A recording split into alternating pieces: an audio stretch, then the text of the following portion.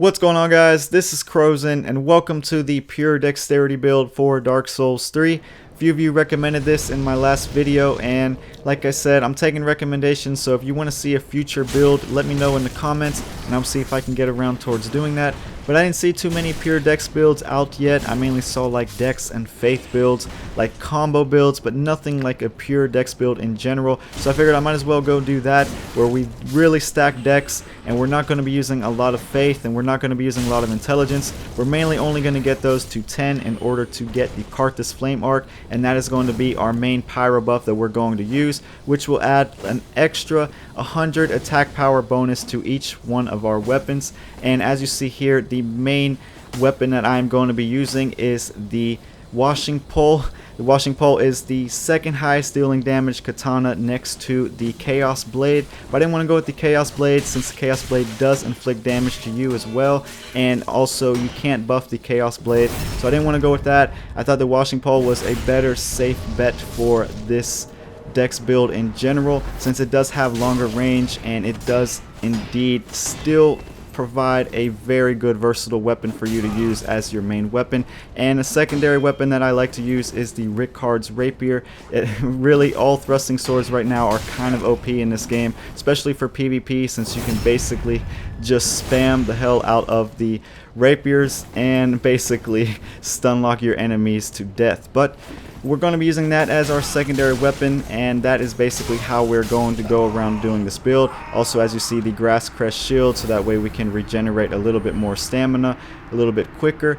And for the class that we are going to be starting out with, that is the Knight. The Knight has the lowest amount of luck, and we're not going to be leveling up luck with this build. And also, they have a low amount of intelligence and a low amount of faith, which will be perfect for us since we're only going to be getting both of those to 10 in order to get the Pyro buff. And also, being that Attunement is at 10, that'll give us the one spell slot that we need.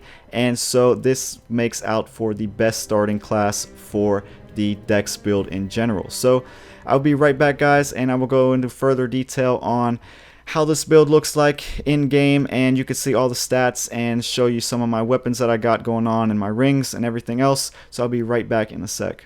Alright, so here we are in the stat menu, and as you see, it's soul level 100. We have 40 vigor, we have 10 attunement, which was the Knight starting base. We have 34 endurance, we have 20 vitality, we have 18 strength in order to unlock the washing pole. We have 48 dex. I actually leveled this up to 40 myself, and the rings are giving me +8.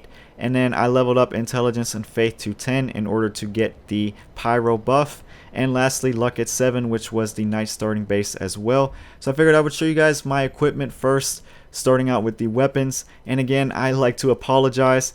I can't show these weapons maxed out because I ran out of slabs, so I can't show you what their maximum damage is at this level, but all three of them work really well. And when you level this up to +10, each one of these is going to have like an extra 20 to 30 to 40 extra attack power damage, so that always works out well.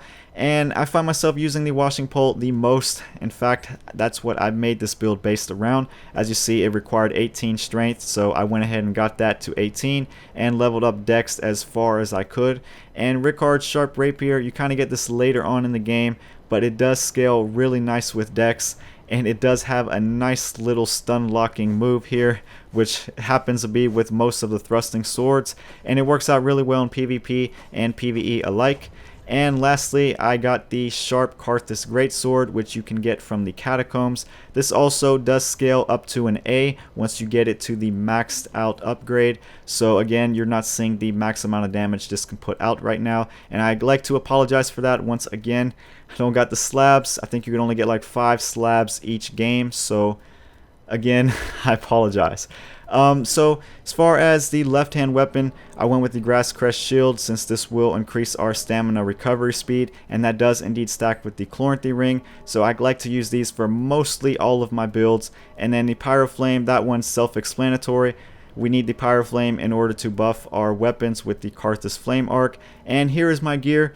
I went with basically anything I can use up to getting me below 70% of the weight ratio, so that way we have the medium roll and we don't have the fat man's roll. So you can use any kind of gear that you like, just as long as you stay behind 70%. And again, as far as the weapons, you don't have to use all three of these. I like to mainly use the washing pole and the rapier the most.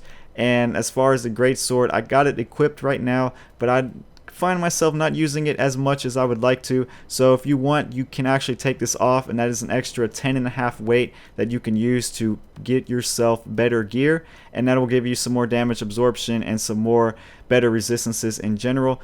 And as far as the rest of my rings, I got the Hunter's Ring, which gives me a +5 to Dex. I have the Carthus Milkring, which gives me a +3 to Dex and gives me the invisibility roll that you see here. And lastly, I have the Ring of Favor, which if you have not started a new game yet, it gives you a 3% HP boost, gives you a 10% stamina boost, and a 5% maximum equipment load boost.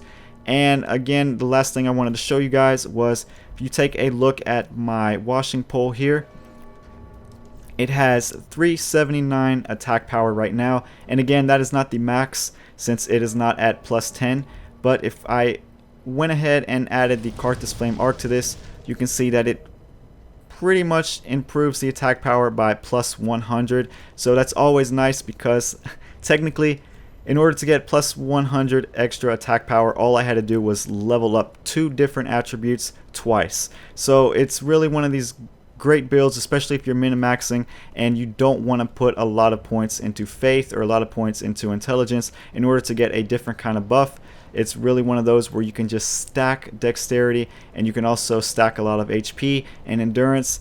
And really, I'm a lot bulkier than a lot of builds out there, and that's actually kind of a good thing. As you see, I got a lot of HP here, and that really helps, especially in PvP, and it helps a lot, and it really prevents me from dying in a lot of different situations. So that's basically it for this build, guys. It's a lot of fun to use. Again, you kind of feel a little bit more like a tank. You have a lot of HP, but that's a very good thing. And also, you have a lot of stamina, so you can spam a lot of your attacks, and that's always good as well. So it's a nice, fun, and good overall build. So again, if you guys enjoyed this, leave a like. If you have any questions about the build in general, let me know. And if you want to see any other kind of builds in the future, let me know in the comments as well. And I will see you guys in the next video. Peace, guys.